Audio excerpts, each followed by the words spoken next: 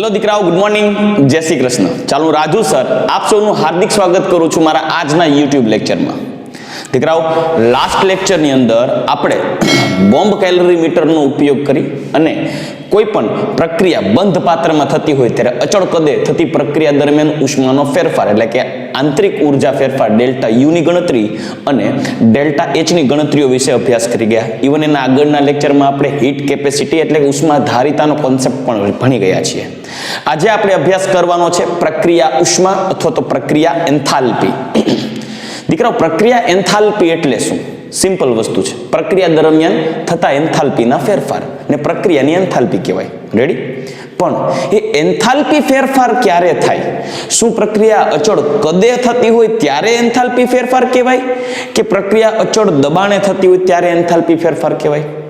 તો દીકરાઓ, આપણે આગળના લેક્ચરમાં જોઈ ગયા છીએ કે જો અચળ તાપમાને અને અચળ દબાણે થતી પ્રક્રિયા દરમિયાન થતો ઉષ્માનો કોઈ ફેરફાર હોય તો તેને એન્થાલ્પી ફેરફાર કહેવાય। અને જો અચળ તાપમાને અને અચળ કદે કોઈ પ્રક્રિયા થતી હોય ત્યારે જે ઉષ્માનો ફેરફાર કહેવાય તેને આંતરિક ઉર્જા ફેરફાર કહેવાય। પણ આજે આપણે અભ્યાસ કરી રહ્યા છીએ પ્રક્રિયા એન્થાલ્પી એટલે કે કોઈ એવી પ્રક્રિયા કે જે અચળ તાપમાને અને અચળ દબાણે થતી હોય ત્યારે કંઈક કાર્ય થયું કહેવાય। આથી પ્રક્રિયા દરમિયાન થતો કુલ ઉષ્માનો ફેરફાર ને એની પ્રક્રિયા એન્થાલ્પી કહેવાય। તો ડેફિનેશન આપી શકીએ, અચળ તાપમાને અને અચળ દબાણે। દીકરો, આ બે મુદ્દા ખાસ ઇમ્પોર્ટન્ટ છે, ધ્યાનમાં લેવા જેવા છે। અચળ તાપમાને અને અચળ દબાણે થતી પ્રક્રિયા દરમિયાન થતા ઉષ્માના ફેરફારને પ્રક્રિયા ઉષ્મા અથવા તો પ્રક્રિયા એન્થાલ્પી કહેવાય, ડેલ્ટા એચ। દાખલા તરીકે મારી પાસે કોઈ પ્રક્રિયા છે, લાઈક પ્રક્રિયા A plus B it gives C plus D product. તો આ સમગ્ર પ્રક્રિયા દરમિયાન થતો એન્થાલ્પીનો કુલ ફેરફાર એટલે કે પ્રક્રિયા ઉષ્મા delta H reaction, delta H કુલ એટલે કે delta H reaction is equal to summation of delta H product minus summation of delta H reactant. એટલે કે નિપજોની એન્થાલ્પી ફેરફારનો સરવાળો માઇનસ પ્રક્રિયકોની એન્થાલ્પી ફેરફારનો સરવાળો। પ્રક્રિયા દરમિયાન નિપજોની જે એન્થાલ્પી હોય ફેરફાર હોય તેમાંથી પ્રક્રિયકોની એન્થાલ્પી ફેરફાર બાદ કરો ત્યારે કુલ એન્થાલ્પી ફેરફાર પ્રક્રિયા દરમિયાન જોવા મળશે અને કહેવાય ડેલ્ટા એચ રિએક્શન એટલે કે પ્રક્રિયાનો કુલ એન્થાલ્પી ફેરફાર। એટલે કે delta H of C product plus delta H of D minus delta H of A minus 3 plus delta H of B, આવી રીતે તમે લઈ શકો। એટલે એને ટૂંકમાં જો લખવું હોય તો લખી શકાય ડેલ્ટા એચ કુલ બરાબર ડેલ્ટા એચ નિપજ, નિપજોની કુલ એન્થાલ્પી માઇનસ પ્રક્રિયકોની કુલ એન્થાલ્પી। ચલો, તો દીકરાઓ, આ એક ફોર્મ્યુલા થઈ ગઈ કોઈ પણ પ્રક્રિયા દરમિયાન થતા એન્થાલ્પી, પ્રક્રિયા દરમિયાન થતો એન્થાલ્પીનો કુલ ફેરફાર શોધવા માટેની રીત। પ્રક્રિયા દરમિયાન થતો એન્થાલ્પીનો કુલ ફેરફાર બરાબર નિપજોની એન્થાલ્પી માઇનસ પ્રક્રિયકોની એન્થાલ્પી। પણ માની લ્યો કે કોઈ એવી જુદી જુદી પ્રક્રિયાઓ છે કે એનો એન્થાલ્પી ફેરફાર જે પ્રક્રિયા છે પ્રક્રિયા સંતુલનને કોઈ જુદા જુદા સહગુણકો ધરાવે છે। ચલો એક એક્ઝામ્પલ આપું એટલે વધારે સમજાશે। મારી પાસે કોઈ એક પ્રક્રિયા છે, ધારી લ્યો કે AA પ્લસ સ્મોલ BB, મતલબ આ જુદા જુદા સહગુણકો છે। It gives small cc plus small d capital D, જ્યાં small a small b small c અને સ્મોલ d એ પ્રક્રિયામાં ભાગ લેતા પ્રક્રિયકો અને મળતી નિપજો ના યોગ્ય સહગુણકો છે। તો પ્રક્રિયા દરમિયાન થતો કુલ એન્થાલ્પીનો ફેરફાર, આ પ્રક્રિયા માટે કુલ એન્થાલ્પી ફેરફાર delta H total is equal to summation of delta H product minus summation of delta H reactant. તો નિપજોની એન્થાલ્પી ફેરફારનો સરવાળો તમારે આવું લખવાનો થશે દીકરાઓ, ખાસ ધ્યાન રાખજો। એન્થાલ્પી ફેરફાર જે છે ડેલ્ટા એચ ઓફ C એને ગુણ્યા કરવું પડશે C, કેમ કે C આ એનો સહગુણક છે તો એની એન્થાલ્પીના કુલ ફેરફારને ગુણ્યા શું કરવું પડશે? C। તો આપણે શું લખશું? Small c into delta H of C plus small d into delta H of D। ચલો, minus small a into delta H of A plus small b into delta H of B. ચલો, તો મતલબ પ્રક્રિયામાં ભાગ લેતા પ્રક્રિયકો અને નિપજોના એન્થાલ્પીના જે સરવાળા બાદબાકી સમય તેને એન્થાલ્પી સાથે તેનો યોગ્ય સહગુણક ગુણાવવો જોઈએ. શા માટે હું તમને એનું ઉદાહરણ આપીને સમજાવું. દાખલા તરીકે કોઈ એક પ્રક્રિયા લઈએ છીએ, લાઈક મિથેનની દહન પ્રક્રિયા લઈએ, methane gas CH4 gas O2 gas, it gives CO2 gas plus 2 moles of H2O gas. માનો કે બધા ગેસિયસ જ પ્રોડક્ટ લઈએ તો પ્રક્રિયા દરમિયાન થતો એન્થાલ્પીનો કુલ ફેરફાર ડેલ્ટા H કુલ બરાબર ડેલ્ટા H નિપજ. તો નિપજમાં કેટલા CO2 ના મોલ છે? 1 મોલ.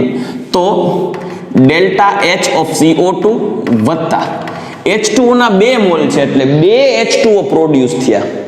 તો delta H of H2O plus 2 વખત છે ને, તો ડેલ્ટા H ઓફ H2O. આવું કરવું પડે કે નહીં? જેટલા મોલ H2O હોય એટલી એની ઉર્જા ગુણવી પડે, એન્થાલ્પીનો ફેરફાર પ્રતિ મોલ. તો એક કામ કરીએ, 2 વખત છે એટલે એક કામ કરીએ, જેટલા સહગુણક હોય એટલા વડે ગુણી નાખવાના. રેડી? માઇનસ પ્રક્રિયકોની enthalpy delta H of CH4, અને એ સંતુલને 2 મોલ લખવા પડશે, plus 2 into delta H of O2. ચલો, આ પ્રક્રિયા થઈ ગઈ. તો કોઈ પણ આ પ્રક્રિયા આપી હોય, તમને કોઈ પણ જુદા જુદા ઘટકોના એન્થાલ્પીનો ફેરફાર આપ્યો હોય અને એમ કીધું છે કે પ્રક્રિયા દરમિયાન પ્રક્રિયકો અને નિપજોની એન્થાલ્પીના ફેરફાર અનુક્રમે આટલા, તો પ્રક્રિયા દરમિયાન થતો એન્થાલ્પીનો કુલ ફેરફાર કેટલો? તો આમાં કિંમતો મૂકશો એટલે તમને કુલ ફેરફાર મળી જશે. દીકરો, આવા લોટ્સ ઓફ MCQs તમને જોવા મળશે. બીજું એક એક્ઝામ્પલ લઈએ. ચાલો, દાખલા તરીકે 2 moles of NO gas plus O2 gas, it gives 2 moles of NO2 gas. તો આ પ્રક્રિયા દરમિયાન થતો એન્થાલ્પીનો કુલ ફેરફાર કેટલો? તો એવું એન્થાલ્પીનો ફેરફાર આવો થશે, ડેલ્ટા H કુલ બરાબર ડેલ્ટા H નિપજ માઇનસ ડેલ્ટા H પ્રક્રિયક. નિપજોમાં છે 2 મોલ NO2 છે, તો શું કરશું? 2 into delta H of NO2, કેમ કે 2 વાર ડેલ્ટા H ઓફ NO2 લેવા પડશે એટલે ઇન્ટુ 2 કરી નાખે છે, માઇનસ પ્રક્રિયકો માટે 2 into delta H of NO plus delta H of O2. ચલો, રેડી?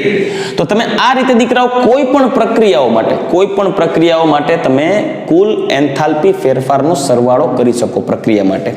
પણ ખાસ એક વાત, જો પ્રક્રિયા દરમિયાન પ્રક્રિયકો અને નિપજો તેની પ્રમાણિત પરિસ્થિતિમાં હાજર હોય તો તે પ્રક્રિયા દરમિયાન થતા એન્થાલ્પી ફેરફારને પ્રમાણિત એન્થાલ્પી ફેરફાર કહેવાય. સમજો, ખાસ પેલા વિધાન સમજાવું. જો પ્રક્રિયા દરમિયાન પ્રક્રિયકો અને નિપજો તેની પ્રમાણિત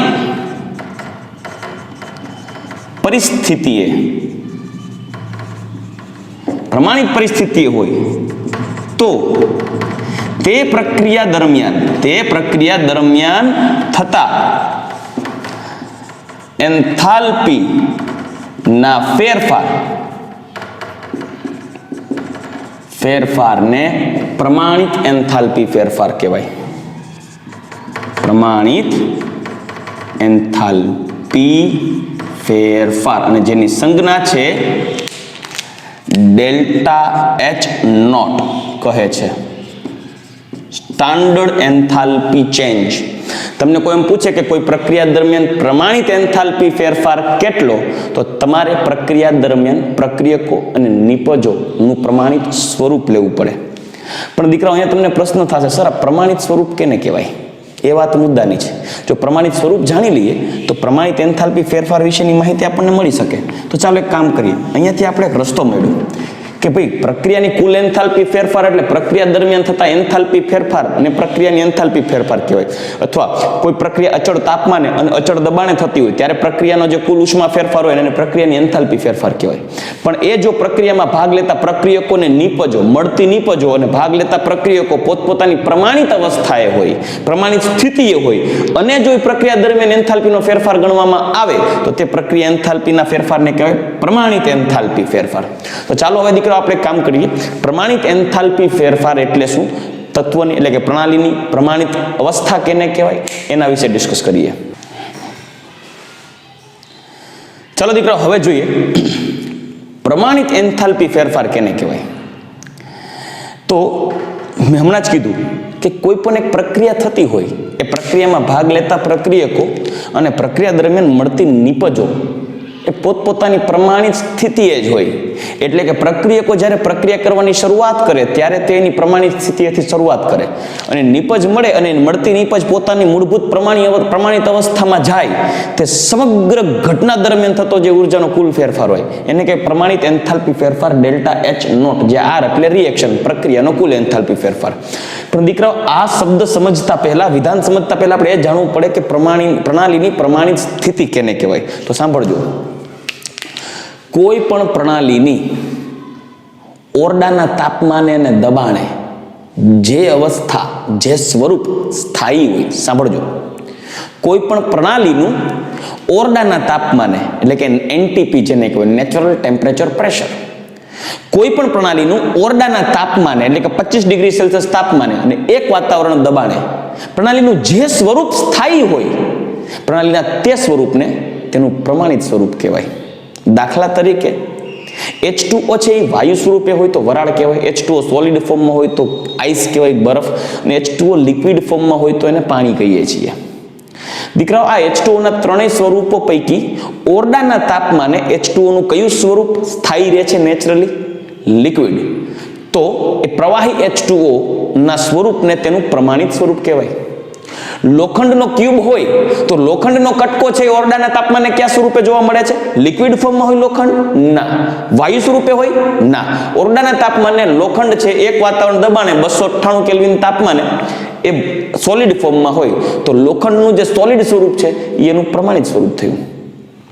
મર્ક્યુરી છે તો મર્ક્યુરી ઓરડાના તાપમાને દબાણે લિક્વિડ ફોર્મમાં હોય તો મર્ક્યુરીનું જે પ્રવાહી સ્વરૂપ છે એનું પ્રમાણિત સ્વરૂપ થયું. સોડિયમ હોય તો સોડિયમ ઓરડાના તાપમાને સેમી સોલિડ ટાઈપ હોય, સાબુ જેવો પોચો, તો એનું પ્રમાણિત સ્વરૂપ થયું. કોપર છે ઓરડાના તાપમાને ઘન સ્વરૂપે હોય તો એ ઘન કોપર એનું પ્રમાણિત સ્વરૂપ થયું. પ્રવાહી કોપરનું પ્રમાણિત સ્વરૂપ ના કહેવાય. નાઇટ્રોજન વાયુ છે એ નાઇટ્રોજન વાયુ ઓરડાના તાપમાને વાયુ હોય એટલે જો નાઇટ્રોજન વાયુ સ્વરૂપે હોય તો એનું પ્રમાણિત સ્વરૂપ કહેવાય. તમારી પાસે H2O વરાળ સ્વરૂપે હોય તો એનું પ્રમાણિત સ્વરૂપ ન કહેવાય, પણ H2O પ્રવાહી સ્વરૂપે હોય તો એનું પ્રમાણિત સ્વરૂપ કહેવાય. સમજાઈ ગયું? એટલે પ્રમાણિત સ્વરૂપ કેને કહેવાય પહેલા એ જાણવું જરૂરી છે. Standard state. સ્ટાન્ડર્ડ સ્ટેટ એટલે પ્રમાણિત સ્વરૂપ.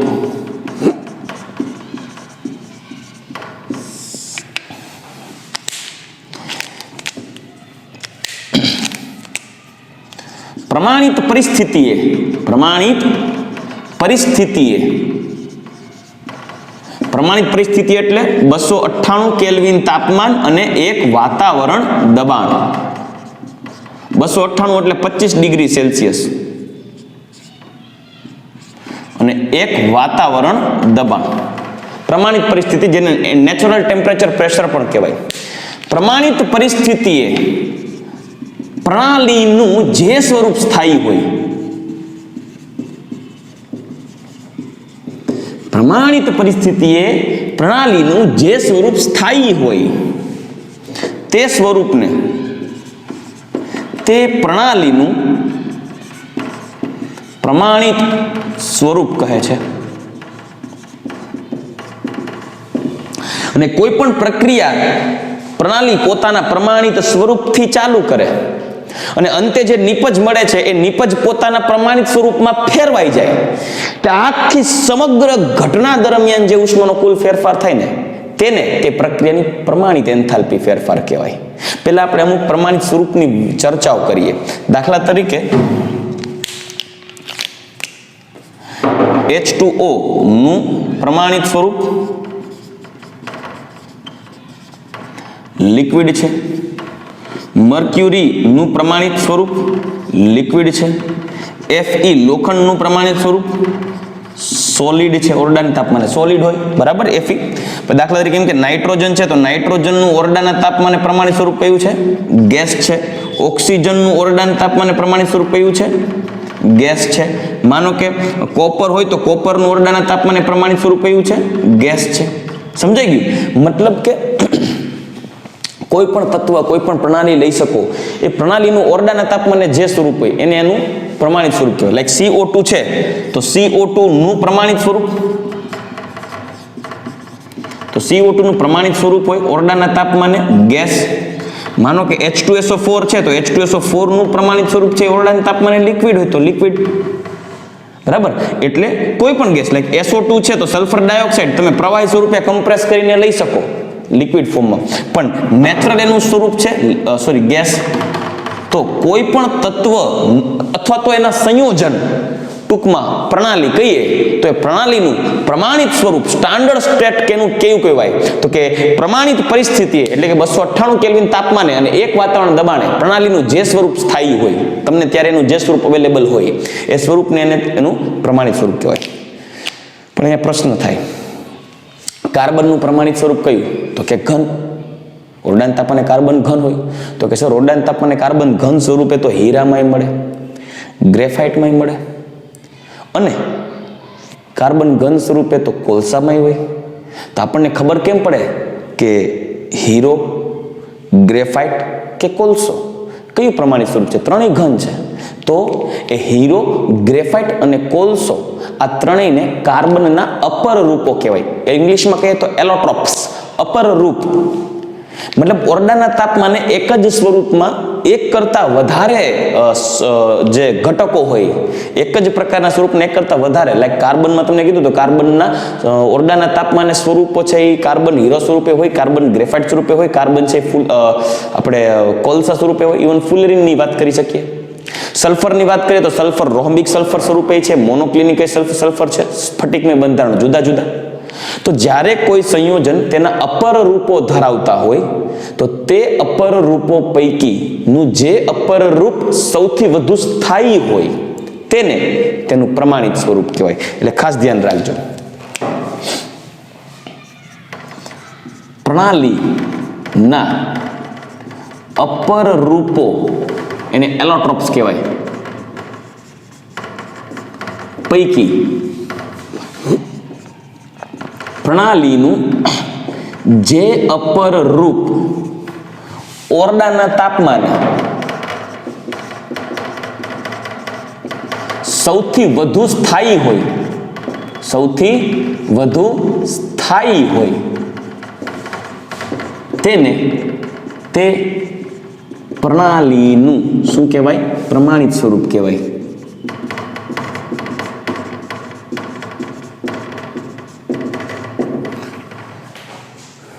હું તમને એનું એક રીઝન આપું, એક એક્ઝામ્પલ આપું.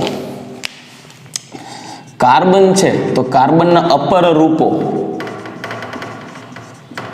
કયા કયા છે? તો કાર્બનના અપર રૂપો વિશે ચર્ચા કરીએ તો એક અપર રૂપ છે હીરો, એક છે કોલસો, અસ્ફટિકમય સ્વરૂપ. કોલસો છે અસ્ફટિકમય સ્વરૂપ છે. જ્યારે એક છે ગ્રેફાઇટ. તો એમાં ઓરડાના તાપમાને ગ્રેફાઇટ સૌથી વધુ સ્થાયી છે. બધા એમ હોય સોલિડ જ, બરાબર, આ સોલિડ છે, આ સોલિડ જ છે, હીરો સોલિડ છે, પણ આ સૌથી વધુ સ્થાયી છે. આથી કાર્બનનું ગ્રેફાઇટ જે અપર રૂપ છે એ એનું પ્રમાણિત સ્વરૂપ કહેવાય, એટલે સ્ટાન્ડર્ડ સ્ટેટ. એવી જ રીતે જો હું સલ્ફરની વાત કરું, સલ્ફર, તો સલ્ફરના અપર રૂપો પૈકી તો કે રોમ્બિક સલ્ફર, જે તમે નાના ધોરણમાં કદાચ જોઈ ગયા હોય તો ક્રાઉન શેપ મહારાણીના તાજ જેવું સલ્ફરનો આકાર આવે, રોમ્બિક સલ્ફર. S8 જેને કહેવાય. મોનોક્લિનિક સલ્ફર આપણે S8 જ હોય, જેનું આનું સ્વરૂપ કંઈક આવું છે, S S S S આવું S8. તો એ રોહમ્બિક અને મોનોક્લિનિક સલ્ફર પૈકી રોહમ્બિક સલ્ફર સૌથી વધુ સ્થાયી છે, એટલે આ એનું શું થઈ ગયું? પ્રમાણિત સ્વરૂપ થઈ ગયું, પ્રમાણિત સ્વરૂપ. ચલો રેડી. નેક્સ્ટ દાખલા તરીકે ફોસ્ફરસની વાત કરીએ તો ફોસ્ફરસમાં P4 એટલે કે સફેદ ફોસ્ફરસ, રાતો ફોસ્ફરસ, કાળો ફોસ્ફરસ, જે પૈકી ફોસ્ફરસનું પ્રમાણિત સ્વરૂપ કોણ છે? ફોસ્ફરસ, સફેદ ફોસ્ફરસ. સફેદ ફોસ્ફરસ એનું પ્રમાણિત સ્વરૂપ છે. એટલે કહી શકાય કે જે તત્વ એક કરતા વધારે અપર રૂપો ધરાવતા હોય ત્યારે એ અપર રૂપો પૈકી જે અપર રૂપ સૌથી વધુ સ્થાયી હોય તેને તેનું પ્રમાણિત સ્વરૂપ કહેવાય. હા, તમને પ્રશ્ન થશે કે સર હીરો, કોલસો, ગ્રેફાઇટ, એમાં કોલસો તો એકચ્યુઅલમાં બહુ સોલિડ હોય, એકદમ કઠિન, અને ગ્રેફાઇટ હોય મૃદુ, છતાંય ગ્રેફાઇટ કેમ વધુ સ્થાયી ઓરડાના તાપમાને? એ કેમ અપર રૂપ?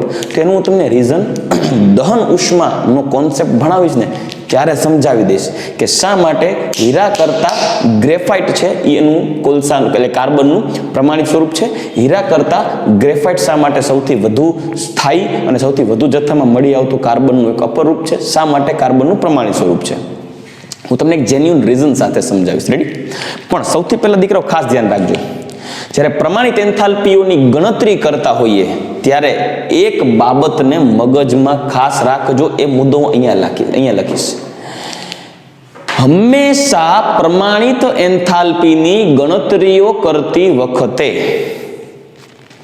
તત્વ એટલે લાઈક ગણતરીમાં Fe, O2, N2, H2, Cl2, F2, Cu, કોઈ પણ તત્વ, સોડિયમ, કેલ્શિયમ, કોઈ પણ પ્રમાણિત સ્વરૂપે એન્થાલ્પીની ગણતરી કરતી વખતે તત્વની પ્રમાણિત એન્થાલ્પી ચેન્જ 0 લેવામાં આવે છે.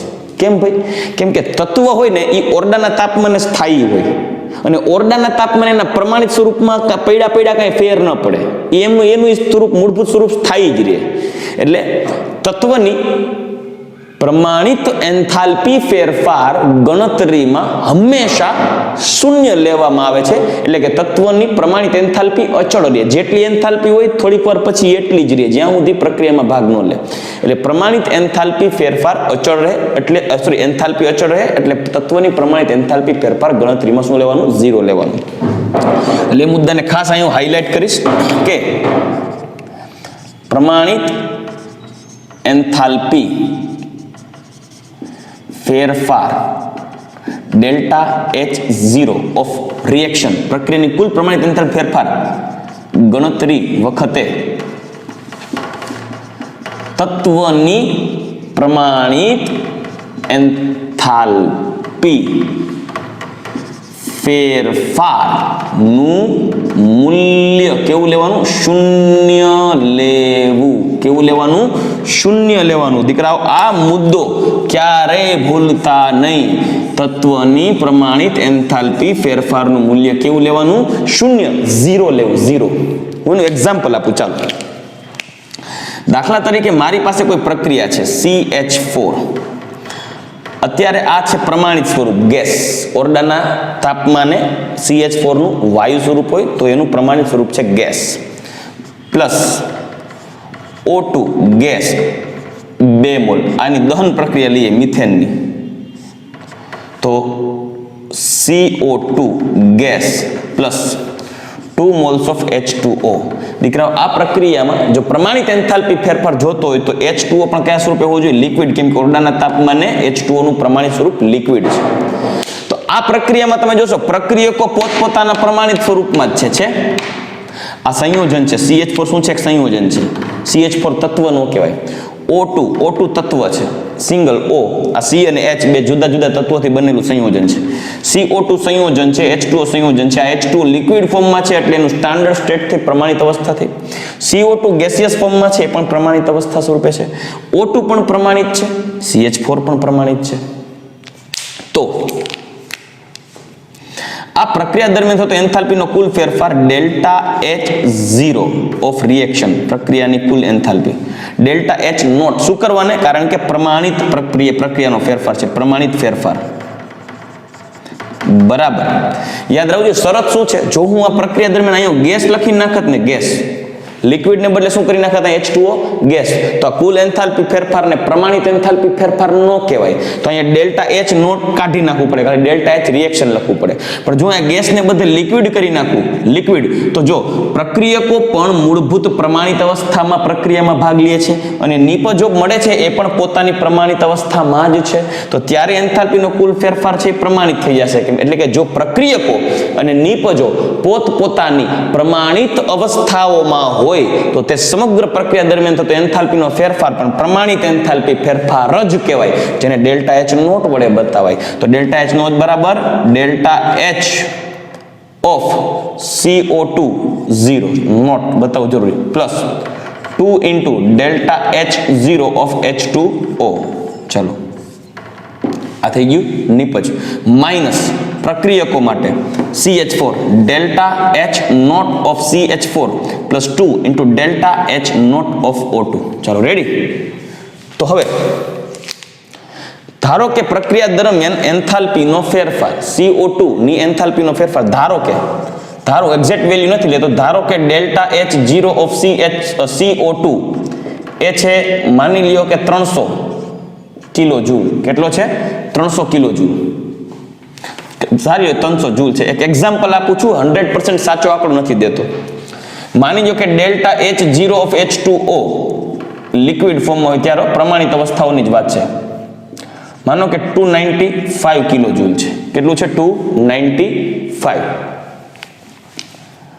અને ડેલ્ટા H0 ઓફ CH4 માની લો કે 250 છે માઇનસ કિલો જૂલ. આવું એક એક્ઝામ્પલ આપું છું જૂલ. આ 100% સાચો આંકડો નથી કહેતો દીકરા, વારંવાર બોલું છું, ધ્યાન રાખજો. ખાલી આ તમને સમજાવવા માટેની વાત છે. તો તમને એવું કીધું છે કે ભાઈ કોઈ એક પ્રક્રિયા દરમિયાન CO2, H2O અને મિથેનની પ્રમાણિત એન્થાલ્પીના ફેરફારો આટલા છે. તો એ મિથેનની દહન પ્રક્રિયા દરમિયાન થતો એન્થાલ્પી, પ્રમાણિત એન્થાલ્પી ફેરફાર, કુલ એન્થાલ્પી ફેરફાર કેટલો? એટલે આપણે કુલ ગણવું હોય તો નિપજની એન્થાલ્પી ગણવી પડે. તો ડેલ્ટા H ઓફ CO2 માટે શું આપ્યું છે? 300. તો અહીં લખવું પડે 300 વત્તા H2 માટે 295, એટલે 2 ગુણ્યા માઇનસ 295 થાય. માઇનસ CO2 માટે છે માઇનસ 250 વત્તા અહીંયા 2 ગુણ્યા લેવું પડશે 0. ખાસ જોજો, આનું મૂલ્ય અહીંયા શું લીધું છે? 0. શા માટે? કેમ કે તત્વની પ્રમાણિત એન્થાલ્પી ફેરફાર કેવી હોય? શૂન્ય હોય. શૂન્ય લેવામાં આવે. જો અહીંયા જ મેં મુદ્દો લખી દીધો, તત્વ, તો O2 તત્વ થયો, તો એને પ્રમાણિત એન્થાલ્પી ફેરફાર શું લેવાની? 0. તો હવે પ્રક્રિયા દરમિયાન કુલ એન્થાલ્પી ફેરફાર કરવો હોય તો આ 300 વત્તા 590 એ પણ માઇનસમાં, માઇનસ પ્લસ 250. તો 590 માંથી 300 બાદ કરો એટલે 250 થશે, 290 થશે, બચશે. તો 290 માઇનસ વત્તા 250, માઇનસ 290 વત્તા 250, તો બચશે માઇનસ 40 જૂલ. તો માઇનસ 40 જૂલ પર મોલ. પર મોલ એટલે 1 મોલ દહન, મિથેનનું દહન કરવા માટે જો કુલ ઉર્જાનો જથ્થો ઉત્પન્ન થાય છે, ઉષ્મા ઉત્પન્ન થઈ, માઇનસ 40 જૂલ જેટલી ઉત્પન્ન થઈ અંદાજિત. આવું એક રેન્ડમ એક્ઝામ્પલ બનાવ્યું, બરાબર? તો આ રીતના દાખલા પૂછાય તો સોલ્વ કરવાના. પણ આ એકલા દીકરાઓ થઈ ગઈ ખાસ તત્વોની પ્રમાણિત એન્થાલ્પી. આવી તમે કોઈ પણ પ્રક્રિયા માટેની પ્રમાણિત એન્થાલ્પી ગણી શકો. પ્રમાણિત એન્થાલ્પી ફેરફારમાં એક જ બાબતને ધ્યાનમાં રાખવાની કે પ્રક્રિયકો અને નિપજો પોતપોતાની કઈ અવસ્થામાં હોવી જોઈએ? પ્રમાણિત અવસ્થામાં હોય તે દરમિયાન જે કુલ ઉર્જાનો ફેરફાર થાય, ઉષ્માનો ફેરફાર થાય, એને પ્રમાણિત એન્થાલ્પી ફેરફાર કહેવાય. પણ એ પ્રમાણિત એન્થાલ્પી ફેરફારની ગણતરીમાં કઈ બાબતને ધ્યાનમાં રાખશો કે જો પ્રક્રિયાની ગણતરી કરતા હોય ત્યારે ઓક્સિજન, નાઇટ્રોજન કે Fe કે કોઈ પણ તત્વની પ્રમાણિત એન્થાલ્પી ફેરફાર મૂકવાની આવે તો પ્રમાણિત એન્થાલ્પી ફેરફારનું મૂલ્ય તત્વ માટે હંમેશા કયું લેવાનું થશે દીકરાઓ? 0. ચાલો, રેડી? તો ચાલો દીકરાઓ, અત્યારે આપણે જોઈ ગયા તત્વો માટે, કોઈ પણ રાસાયણિક પ્રક્રિયા માટે પ્રમાણિત એન્થાલ્પી ફેરફાર, આની પહેલા જોઈ ગયા એન્થાલ્પી ફેરફાર. પ્રમાણિત એન્થાલ્પી ફેરફાર અને એન્થાલ્પી ફેરફાર એક જ. ફરક એટલો કે પ્રમાણિત પ્રક્રિયા પરિસ્થિતિમાં જો પ્રક્રિયા થઈ હોય અને ઉષ્માનો ફેરફાર થાય ને પ્રમાણિત ઉષ્મા ફેરફાર કહેવાય. પણ જો પ્રક્રિયા કે નિપજો પૈકી એકાદો પણ પ્રમાણિત અવસ્થામાં ન હોય, મતલબ એની ઓરડાના તાપમાન જે સ્વરૂપ હોય એના કરતાં બીજી કોઈ અવસ્થામાં હોય, તો ત્યારે જે ઉષ્માનો ફેરફાર થાય એ ઉષ્માનો ફેરફાર એન્થાલ્પી જ ફેરફાર કહેવાય, પણ એને પ્રમાણિત નહીં કહેવાનું, કેમ કે એકાદો પ્રમાણિત સ્વરૂપમાં નહોતો. સમજાઈ ગયું? બહુ સિમ્પલ લોજિક છે. હવે પ્રક્રિયાના જુદા જુદા પ્રકાર હોય. આ તો આપણે કીધું પ્રક્રિયા એન્થાલ્પી, પણ શું પ્રક્રિયા એક જ પ્રકારની હોય? ના, પ્રક્રિયાના તો ઘણા ખરા પ્રકાર હોય. તો જુદી જુદી પ્રક્રિયાઓને આધારે એ પ્રક્રિયાને અનુસંધાને એન્થાલ્પીના ફેરફાર કયા કયા આપણે અભ્યાસ કરવાના છે આગળ. દીકરાઓ, એ વન બાય વન તમને એક્ઝામ્પલ આપી દઉં, પછી આપણે એને આગળ વધારશું. નેક્સ્ટ પોઈન્ટ ડિસ્કસ કરીએ. આપણે દીકરા પ્રક્રિયા એન્થાલ્પી તો જોઈ ગયા કે અચળ તાપમાને અને અચળ દબાણે થતી પ્રક્રિયા દરમિયાન જે કોઈ ઉષ્માનો ફેરફાર થતો હોય પ્રક્રિયા દરમિયાન, એ પ્રક્રિયાને તેની પ્રક્રિયા એન્થાલ્પી કહેવાય, એટલે પ્રક્રિયા દરમિયાન થતો કુલ ઉષ્માનો ફેરફાર. હવે એ પ્રક્રિયામાં ભાગ લેતા પ્રક્રિયકો કે નિપજો પ્રમાણિત સ્થિતિમાં રહેતા હોય તો તે પ્રમાણિત અવસ્થામાં થતી પ્રક્રિયા દરમિયાન થતો ઉષ્માનો કુલ ફેરફાર, તેને કહેવાય પ્રમાણિત એન્થાલ્પી ફેરફાર. પ્રમાણિત એન્થાલ્પી ફેરફારમાં તત્વોની પ્રમાણિત એન્થાલ્પી ફેરફાર 0 લેવામાં આવે છે. બરાબર? તો એ પ્રમાણિત એન્થાલ્પી ફેરફાર સ્ટાન્ડર્ડ એન્થાલ્પી ચેન્જ વિશે પણ ડિસ્કસ કરી ગયા. પહેલો મુદ્દો આવી ગયો. ટોટલ આપણે આવા 12 પોઈન્ટ્સને ડિસ્કસ કરવાના છે વન બાય વન. જેટલી જરૂર હશે એ પ્રમાણે ડિટેલમાં જતા જશું, બાકી ઘણા પોઈન્ટ્સ ડિસ્કસ કરી ગયા છીએ. બીજો પોઈન્ટ આપણે જોવાનો છે ફેઝ ટ્રાન્સફર એન્થાલ્પી, એટલે કે કલા રૂપાંતરણ એન્થાલ્પી. ત્રીજું સર્જન એન્થાલ્પી, એટલે કે ફોર્મેશન એન્થાલ્પી. દીકરાઓ, સર્જન એન્થાલ્પી હંમેશા સ્ટાન્ડર્ડ જ હોય, પ્રમાણિત અવસ્થામાં જ હોય, એટલે ખાસ ધ્યાન રાખજો. સર્જન એન્થાલ્પી હંમેશા પ્રમાણિત જ હોય. હંમેશા કેવી હોય? પ્રમાણિત જ હોય. બરાબર? એ બિન પ્રમાણિત પ્રક્રિયામાં સર્જન એન્થાલ્પી નહીં આવે. જ્યારે એની ડેફિનેશન જોશું ત્યારે જોશું. દહન એન્થાલ્પી એટલે કે દહન ઉષ્મા, તટસ્થીકરણ એન્થાલ્પી, પરમાણુકરણ એન્થાલ્પી એટલે એટોમાઇઝેશન એન્થાલ્પી. દીકરા, બધા પ્રક્રિયાના પ્રકારો છે. દહન પ્રક્રિયા હોય તો દહન એન્થાલ્પી કહેવાય. તટસ્થીકરણની પ્રક્રિયા હોય તો પ્રક્રિયા દરમિયાન થતો ઉષ્માના ફેરફારને તટસ્થીકરણ એન્થાલ્પી ફેરફાર કહેવાય. પરમાણુકરણની પ્રક્રિયા હોય એટોમાઇઝેશન, તો એને એટોમાઇઝેશન એન્થાલ્પી કહેવાય. બોન્ડ ડિસોસિએશન, બંધ તોડવાની વાત આવે તો એને બંધ વિયોજન કે બોન્ડ ડિસોસિએશન એન્થાલ્પી કહેવાય, જેને બંધન ઉર્જા તરીકે પણ ઓળખી શકાય. જલીયકરણ એન્થાલ્પી એટલે કે હાઇડ્રેશન એન્થાલ્પી, જે પાણીમાં ઓગાળવામાં આવે ત્યારે આયનોની ફરતે પાણીના અણુ ગોઠવાઈ જાય. ડિસ્કસ કરશું one by one. Lattice enthalpy, solvation enthalpy, ionisation enthalpy અને ઇલેક્ટ્રોન ગેઇનિંગ એન્થાલ્પી. દીકરો, આ બે પોઈન્ટ્સ તો આપણે ડિસ્કસ કરી ગયા છે ચેપ્ટર નંબર 3 માં. ટોટલ આપણે 10 મુદ્દાઓમાંથી પ્રમાણિત એન્થાલ્પી પણ જોઈ ગયા. હવે આપણે જોઈએ કલા રૂપાંતરણ એન્થાલ્પી. દીકરો, આજે આપણે શરૂઆત તો કરવી જ પડશે. કલા રૂપાંતરણ એન્થાલ્પી, સેકન્ડ પોઈન્ટ જોઈએ. કલા રૂપાંતરણ એન્થાલ્પી. દીકરાઓ, કલા રૂપાંતરણ એન્થાલ્પી, કલાને ઇંગ્લિશમાં કીધેલું છે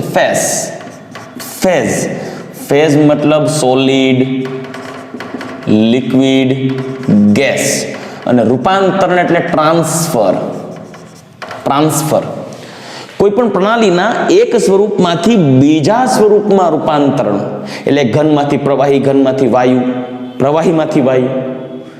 કોઈ પણ પ્રણાલીના એક સ્વરૂપમાંથી બીજા સ્વરૂપમાં જ્યારે રૂપાંતરણ થતું હોય તો એ ફેઝ ટ્રાન્સફર થયું કહેવાય. મતલબ એક સ્વરૂપમાંથી બીજા સ્વરૂપ, એક કલામાંથી ઘન કલા, પ્રવાહી કલા, વાયુ કલા, એને કલા કહેવાય, ફેઝ. જ્યારે કોઈ પણ પ્રણાલી એક ફેઝમાંથી બીજા ફેઝમાં રૂપાંતરણ પામે તે દરમિયાન જે એન્થાલ્પીનો ફેરફાર થતો હોય તેને કહેવાય કલા રૂપાંતરણ એન્થાલ્પી. જે પૈકી મુખ્યત્વે એને 3 ભાગમાં વર્ગીકૃત કરી શકાય. એક, એને કહેવાય બાષ્પાયન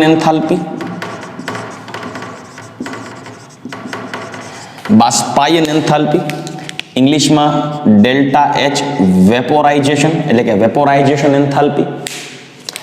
બીજું બાષ્પાયન એન્થાલ્પી, પછી પ્રવાહીકરણ એન્થાલ્પી. પ્રવાહીકરણ એન્થાલ્પી એટલે ડેલ્ટા H લિક્વિફેક્શન, એટલે એનું પ્રવાહીકરણ કરવાનું છે, લિક્વિફેક્શન. અને સબ્લિમેશન ઉર્ધ્વપાતન એન્થાલ્પી. ઉર્ધ્વપાતન એન્થાલ્પી એટલે કે ડેલ્ટા એચ સબલિમેશન. સબલિમેશન એટલે ઉર્ધ્વપાતન થવું. તો સૌથી પહેલા વાત કરીએ બાષ્પાયન એન્થાલ્પી કેને કહેવાય? તો કે જ્યારે કોઈ પ્રણાલીના 1 મોલનું પ્રવાહી સ્વરૂપમાંથી તેના વાયુ સ્વરૂપમાં રૂપાંતરણ કરવામાં આવે તે પ્રક્રિયા દરમિયાન થતા એન્થાલ્પીના કુલ ફેરફારને તેની બાષ્પાયન એન્થાલ્પી કહેવાય. પ્રવાહીમાંથી વાયુ એટલે એનું એક્ઝામ્પલ આપણે લખીએ. 1 મોલ પ્રવાહી પ્રણાલીને વાયુમાં રૂપાંતર માટે થતો એન્થાલ્પી ફેરફાર.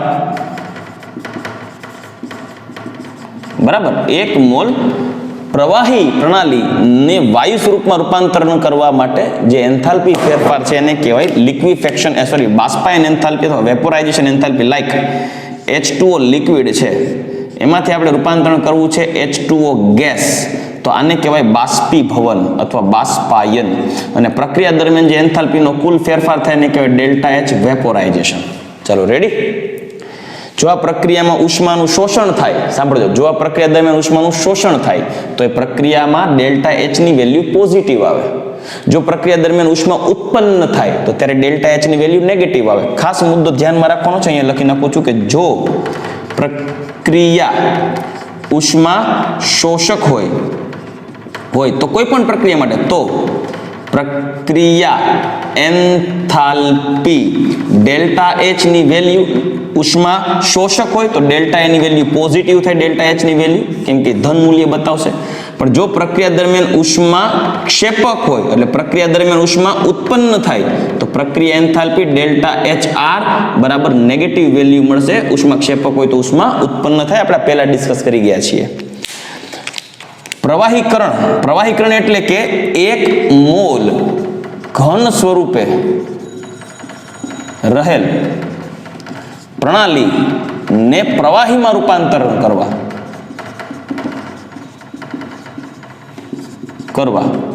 થતા એન્થાલ્પી ફેરફાર ને પ્રવાહીકરણ એન્થાલ્પી કહેવાય. For example, H2O solid ice હોય એમાંથી H2O લિક્વિડમાં કન્વર્ટ કરવું હોય તો આને કહેવાય પ્રવાહીકરણ, લિક્વિફેક્શન. અને એના પ્રક્રિયા દરમિયાન થતા એન્થાલ્પી ફેરફારને ડેલ્ટા એચ લિક્વિફેક્શન કહેવાય. ચાલો રેડી. ઉર્ધ્વપાતન, કોઈ પણ પ્રણાલીના ઘન સ્વરૂપને સીધા વાયુમાં રૂપાંતરણ કરવા, વચ્ચે લિક્વિડ નહીં, ઘનને સીધા વાયુમાં રૂપાંતરણ કરવા. સાંભળજો ખાસ. ઘન પ્રણાલી, 1 મોલ ઘન પ્રણાલીને સીધો વાયુમાં રૂપાંતરણ કરવા થતા એન્થાલ્પી ફેરફાર ને ડેલ્ટા એચ સબલિમેશન કહેવાય. મતલબ કે એક્ઝામ્પલ આપું, કપૂર જે સોલિડ હોય અને ઓરડાના તાપમાને રાખી મૂકો અથવા ગરમ કરો તો જેમ આપણે ખબર હોય તો મંદિરમાં કે કોઈ આરતી થતી હોય તો આરતીમાં દીવામાં જે રૂની વાટ રાખેલી હોય એની સાથે કપૂરની ગોળી રાખે, સળગે એટલે સીધો વાયુમાં રૂપાંતર થાય, પ્રવાહીકૃત થાય જ નહીં. તો એ જે કપૂર છે એ કપૂર ઉર્ધ્વપાતન પામી અને સોલિડમાંથી કપૂર ગેસમાં રૂપાંતર થઈ જાય, ડાયરેક્ટ સોલિડ ટુ ગેસ. આ પ્રક્રિયા દરમિયાન જે એન્થાલ્પીનો ફેરફાર થાય એને કહેવાય ડેલ્ટા એચ સબલિમેશન. ઉર્ધ્વપાતન એન્થાલ્પી, સબલિમેશન એન્થાલ્પી. દીકરાઓ, એવા કયા સોલિડ છે કે જેનું ઘનમાંથી સીધું વાયુમાં રૂપાંતરણ થાય? તો ઉર્ધ્વપાતન પામતા ઘટકો,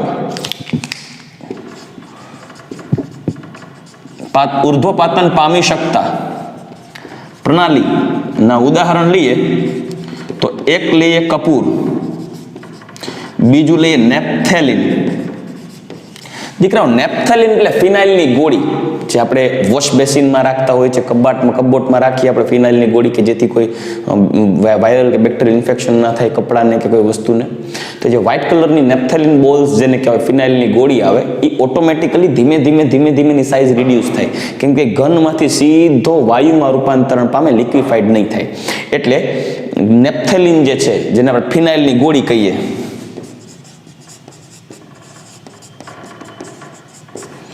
પછી ત્રીજું NH4Cl એમોનિયમ ક્લોરાઇડ, એ પણ સોલિડમાંથી સીધો ગેસમાં કન્વર્ટ થઈ શકે.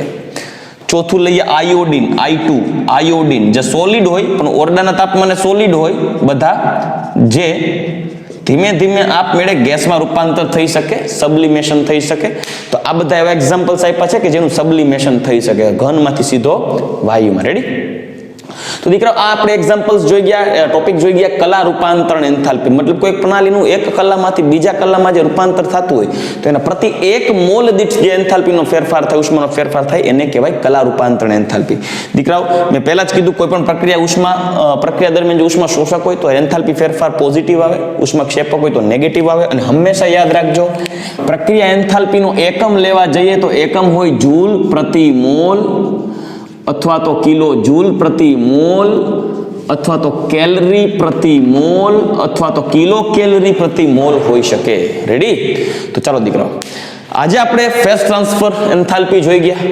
ઓવરઓલ આપણે પ્રમાણિત એન્થાલ્પી, કલા રૂપાંતરણ એન્થાલ્પી પૂર્ણ કરી ગયા. નેક્સ્ટ લેક્ચરમાં આપણે સર્જન એન્થાલ્પીઓ, દહન એન્થાલ્પીઓ 1 by 1 આપણે દરેક ટોપિકને ડિસ્કસ કરતા જશું. રેડી? તો ચાલો દીકરાઓ, નેક્સ્ટ લેક્ચરમાં પાછા મળશું. ત્યાં સુધી રજા લઈશ. ગુડ બાય, ટેક કેર, જય શ્રી કૃષ્ણ.